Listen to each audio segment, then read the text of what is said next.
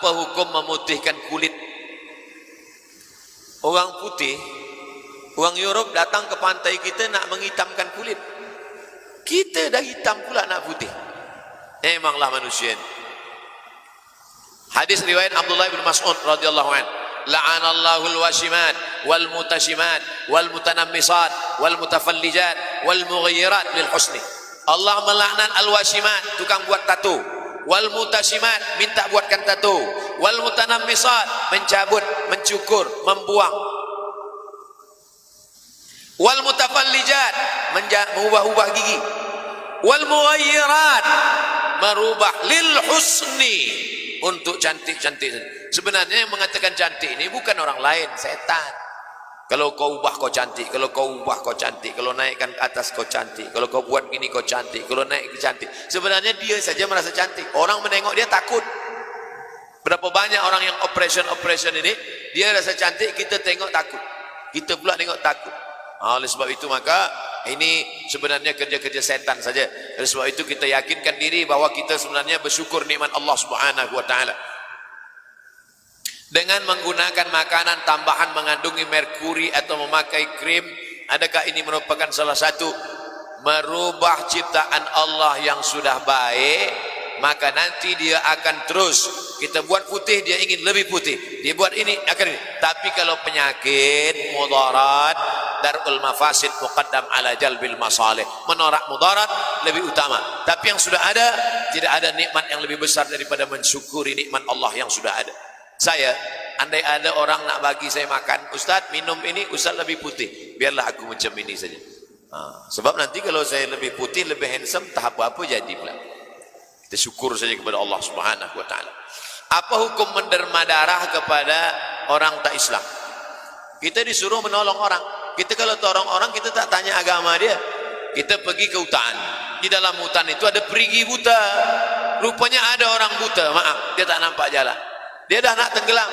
Sikit lagi kaki dia nak masuk. Nak masuk kaki dia. Apa kita tanya? Kau Islam apa tak Islam? Kalau Islam aku tolong, kalau tak Islam matilah kau. Tak ada. Kita tolong orang. Dia dah nak mati. Satu-satunya yang boleh menolong dia adalah darah. Doktor dah bagi tahu, siapa boleh bagi darah? Siapa boleh bagi darah? Kita tanya dulu. Kalau dia Islam aku tolong, kalau tak Islam matilah dia. Berapa banyak orang masuk Islam kerana kebaikan hati kita. Selama ni aku susah tak ada orang tolong, tapi manakala engkau tolong, saksikanlah wahai brother, asyhadu an la ilaha illallah wa asyhadu anna muhammadan rasulullah. Adakah benar wanita yang dalam haid haram berwudu? Perempuan dalam keadaan berhaid boleh berzikir.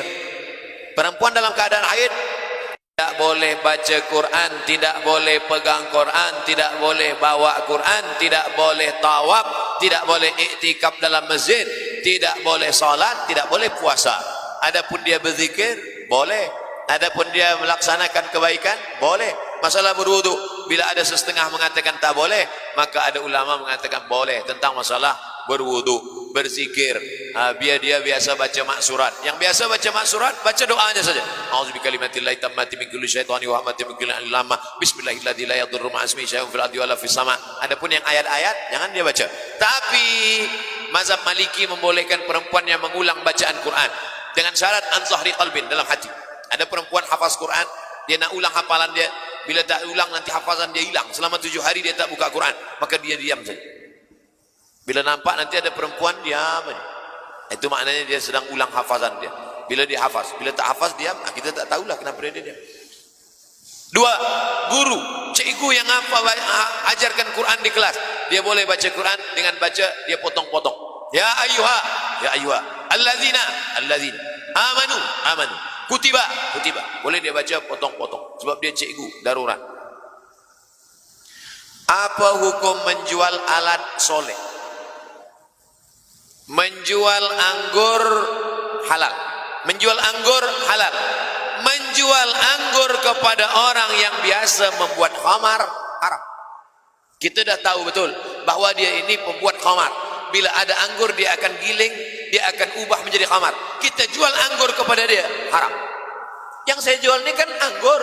Anggur bukan haram, betul, tapi dia pasti 100% akan dia ubah menjadi khamar. Bersolek-solek jahiliyah yang melampau batas, yang melampau had syariat Islam, perbuatan itu haram, menjual benda yang haram maka menjadi haram. Jangankan benda yang haram, benda yang halal pun kalau jelas dia ubah menjadi haram, maka hukumnya menjadi ikut haram. Begitu kata para ulama. Abdul Somad tak pernah berijtihad. Abdul Somad hanya membaca ijtihad para ulama. Bagaimana mengetahui jawaban yang tepat daripada istikharah kita? Ma khaba man istakhara wa ma nadima man istashara. Tidak akan sia-sia orang yang beristikharah dan tak akan menyesal orang yang minta pendapat orang lain. Usolli sunnatal istikharah raka'ataini lillahi ta'ala. Selepas itu, mana kecondongan hati kita lebih kuat? Manakala hati sudah tenang, sudah diam, sudah baik, mana condong hati? Saya ni nak nikah Ustaz, ada dua, satu Aisyah, satu Fatimah. Istikharah, mana nampak? Dua-dua nampak. Ulang balik, mana yang lebih kuat? Istikharah hanya pada yang halal dengan yang halal. Istikharah hanya pada yang rajih, hanya pada yang baik dan yang baik. Adapun pada yang haram tak ada istikharah. Ni aku nak istikharah ni Ustaz, nak guna dadah atau tidak? Mana boleh?